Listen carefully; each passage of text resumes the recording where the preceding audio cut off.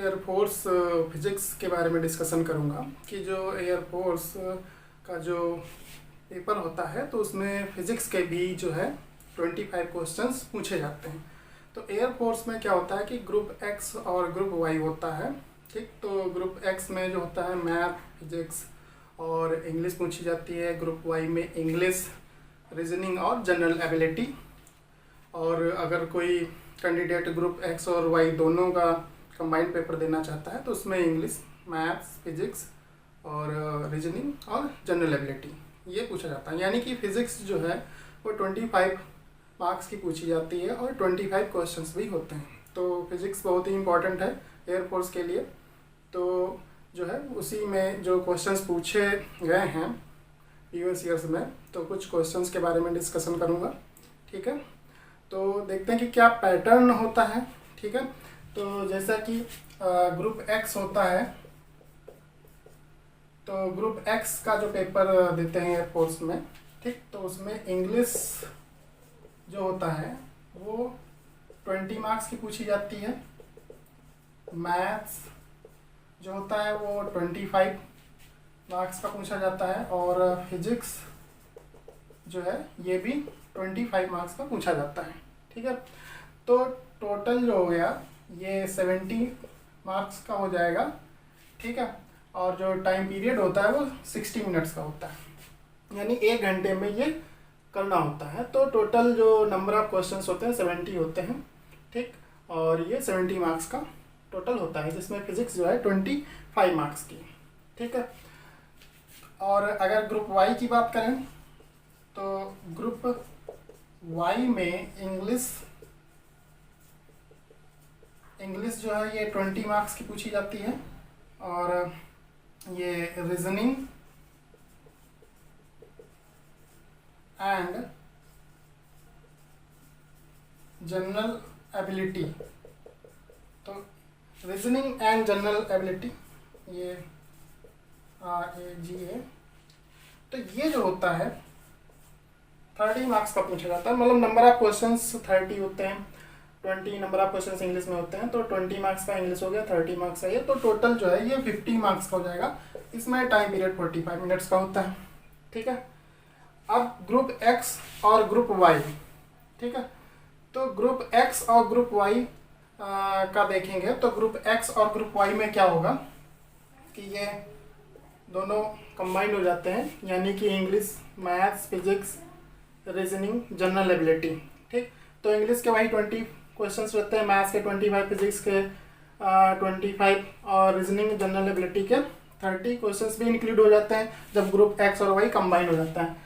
तो टोटल जो है वो 100 मार्क्स का पेपर बनता है, ठीक। 100 क्वेश्चंस होते हैं, 100 मार्क्स का पेपर बनता है और जो उसमें टाइम ड्यूरेशन होता है 85 मिनट्स का होता है, ठीक।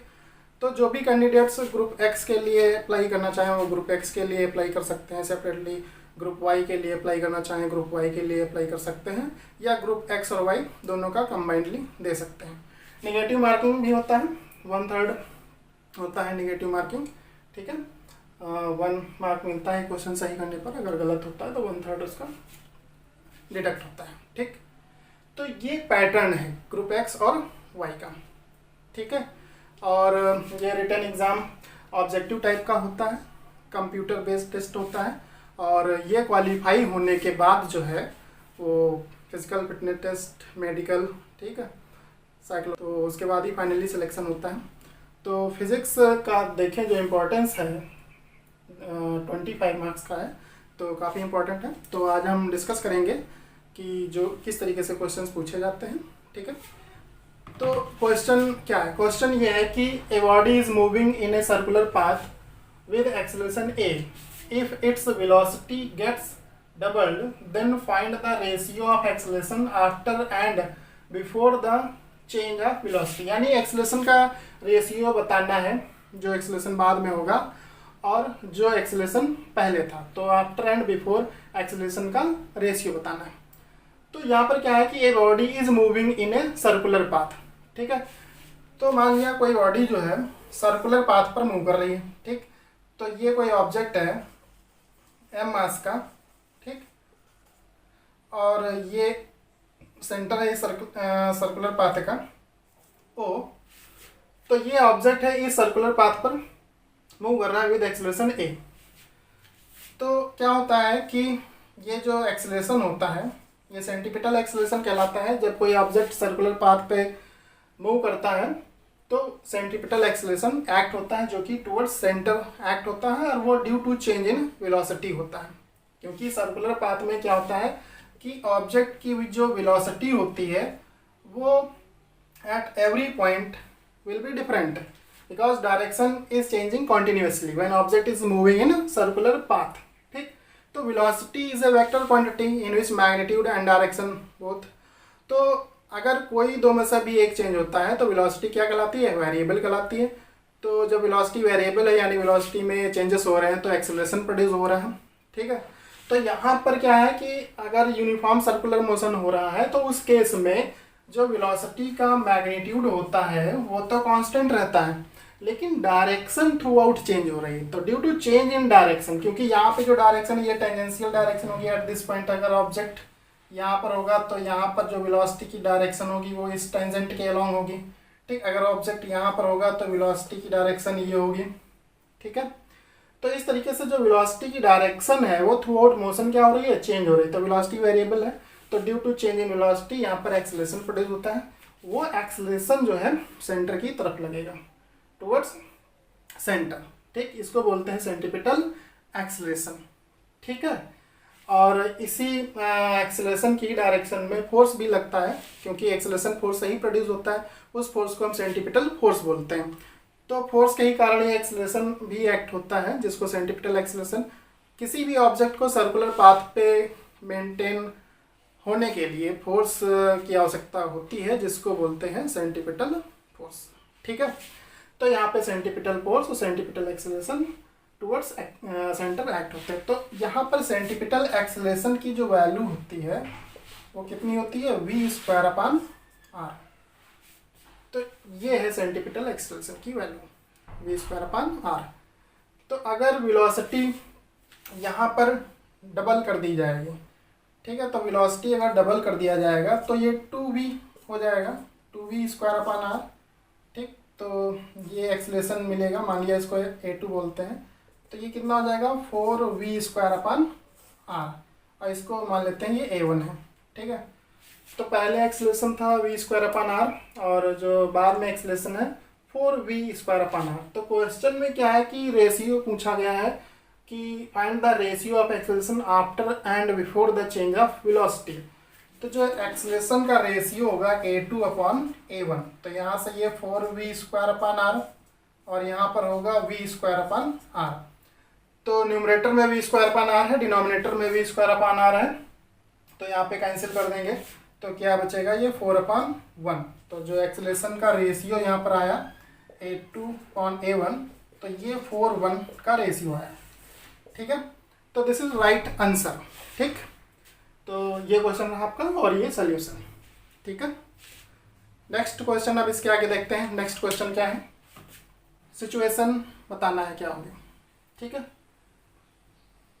तो यहाँ पे क्या होता है कि जैसे सैटेलाइट, मानिए ये अर्थ है, ठीक, और ये सैटेलाइट है। तो सैटेलाइट इस अर्थ के चारों तरफ मूव कर रही है। ठीक है, तो यहाँ पर जो फोर्स लगता है अर्थ और सैटेलाइट के बीच, वो कौन सा फोर्स होता है, वो होता है ग्रेविटेशनल फोर्स। और ये ग्रेविटेशनल फोर्स जो है यहाँ पर सेंटीपिटल फोर्स का वर्क करता है, और ये जिसके कारण जो है ये अर्थ के अराउंड मूव करता है। ठीक, तो अगर ये मान लिया ग्रेविटेशनल फोर्स एक्ट ना हो तो ये जब सैटेलाइट ऑर्बिट में लॉन्च किया जाता है at a height h from the earth surface, तो अगर ये ग्रेविटेशनल फोर्स नहीं होता तो ये क्या होता, ये टेंजेंशियली मूव कर जाएगा। ठीक है, क्योंकि इसके वेलोसिटी की डायरेक्शन जो कि उसी डायरेक्शन में ये मूव कर जाएगा। तो यहाँ पे जो ग्रेविटेशनल फोर्स है ये क्या कर रहा है, इसको पुल कर रहा है, कॉन्टिन्यूसली पुल कर रहा है अपनी तरफ। ठीक है, तो जब कॉन्टिन्यूसली पुल कर रहा है तो ये यहाँ पर क्या होता है, फ्री फॉल की कंडीशन आती है। तो यहाँ पे जो ग्रेविटेशनल फोर्स सेंटीपिटल फोर्स का वर्क कर रहा है, तो यहाँ पर ये क्या है, उसको पुल कर रहा है, कॉन्टिन्यूसली पुल कर रहा है। उसी पुलिंग के कारण जो है ये इसके चारों तरफ घूम रहा है। ठीक है, तो ये फ्री फॉल की कंडीशन कहलाती है। ठीक है, तो ये जो सिचुएशन होगा ये क्या होगा, फ्री फॉल। ठीक है, फ्री फॉल की सिचुएशन है। ठीक, ये रहा। तो फ्री फॉल में क्या होता है कि जैसे कोई लिफ्ट है, लिफ्ट में कोई पर्सन है, लिफ्ट अचानक से टूट जाती है, तो उस कंडीशन में क्या होता है कि वो फ्री फॉल की कंडीशन होती है। ठीक है, या कोई बॉल है, बॉल को थ्रो करते हैं वर्टिकली अप। ठीक, बॉल ऊपर से नीचे आ रही होती, तो वो क्या होता है, फ्री फॉल कंडीशन। तो फ्री फॉल कंडीशन में जो वेट है वो जीरो एक्सपीरियंस होता है। तो जो वेटलेसनेस की जो कंडीशन है वो फ्री फॉल के अकॉर्डिंग रहेगी। ठीक है, तो यहाँ पर जो है ये फ्री फॉल की सिचुएशन होगा, क्योंकि जो एस्ट्रोनॉट होगा वो इसी सैटेलाइट के अंदर है। ठीक है, ठीक, तो ये रहा। तो नेक्स्ट क्वेश्चन अब देखते हैं, इसके आगे नेक्स्ट क्वेश्चन क्या है। ये जो पोटेंशियल है -10 वोल्ट का है, इस प्लेट पर जो पोटेंशियल है +30 वोल्ट का है, and distance between plates 2 centimetre. तो potential difference between electric field between these plates क्या होगा। तो इलेक्ट्रिक फील्ड जो होता है ये V/d होता है। ठीक है, पोटेंशियल डिफरेंस अपॉन डिस्टेंस। ठीक है, तो यहाँ से पोटेंशियल डिफरेंस देखें क्या होगा। तो ये मान लिया V1 है, potential at this plate, and ये पोटेंशियल V2 है, पोटेंशियल एट दिस प्लेट। तो पोटेंशियल जो डिफरेंस होगा वो क्या होगा, V2 माइनस V1, यानी कि 30 वोल्ट माइनस 10। तो 30 माइनस +10 ये कितना हो जाएगा, 40 वोल्ट। ठीक है, तो ये 40 वोल्ट्स हो गया। तो जो potential difference between these two plates है वो 40 वोल्ट है। तो जो इलेक्ट्रिक फील्ड होगा ये क्या है, V/d। तो यहाँ से 40, डिस्टेंस है 2 सेंटीमीटर। ठीक, तो सेंटीमीटर को मीटर में करेंगे तो 10⁻² से मल्टीप्लाई करेंगे, क्योंकि 1 मीटर में 100 सेंटीमीटर होता है। तो ये हो जाएगा 40, ये 10⁻² न्यूमरेटर में जाएगा, तो 10⁻², और ये 2। तो यहाँ से ये 40 × 100/2, तो यहाँ से ये 20 आएगा, तो 2000 वोल्ट पर मीटर।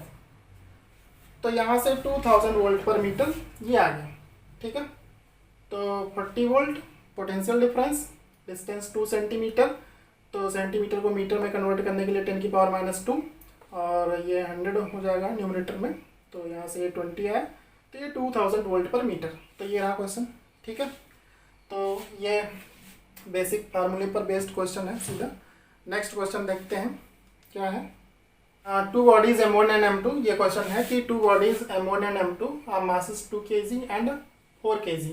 इसकी जो वेलोसिटी है 20 मीटर पर सेकेंड है, इसकी जो वेलोसिटी है 10 मीटर पर सेकेंड।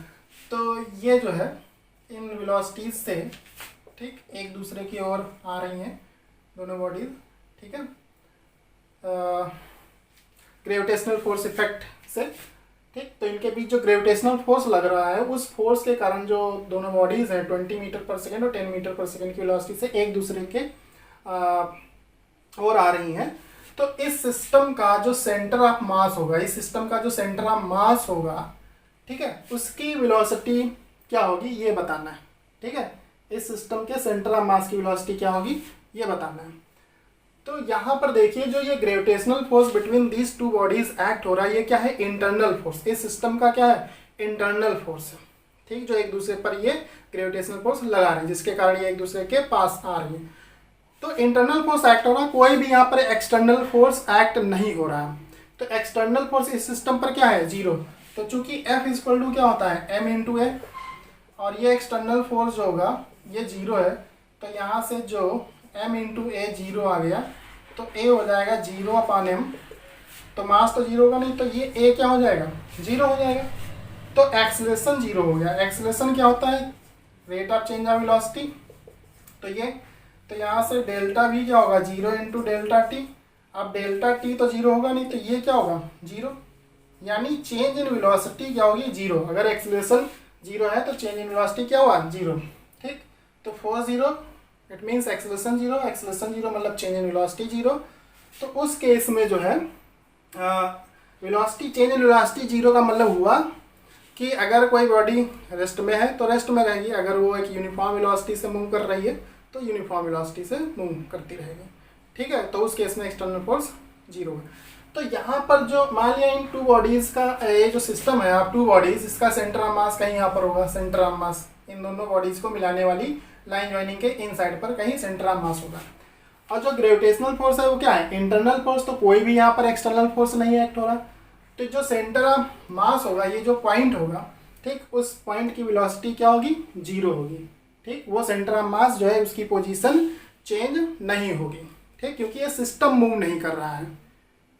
ठीक है, सिस्टम जो है टू बॉडीज का, वहाँ पर क्या है, ये दोनों एक दूसरे के पास आ रही दोनों बॉडीज। ठीक, तो जो इसका जो सेंटर ऑफ मास होगा वो अपनी पोजीशन चेंज नहीं करेगा, वो जो पहले पोजीशन पे था उसी पोजीशन पर ये रहेगा।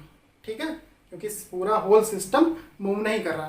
ठीक, ये जो टू बॉडीज हैं, ठीक, ये सिस्टम ऑफ टू बॉडीज, इनके बीच लगने वाला जो ग्रेविटेशनल फोर्स है, उस फोर्स के कारण ये दोनों एक दूसरे के पास आ रही हैं। ठीक, तो जो सेंटर ऑफ मास जिस पोजीशन पे पहले था वही अब भी रहेगा, क्योंकि इस पर कोई एक्सटर्नल फोर्स नहीं लग रहा है।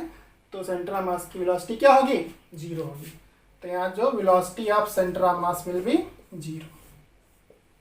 ठीक है, तो ये रहा क्वेश्चन। तो ये कॉन्सेप्चुअल क्वेश्चन था, बढ़िया क्वेश्चन था। तो इस तरीके से जो क्वेश्चन हैं आते हैं आप लोगों के एग्जाम में।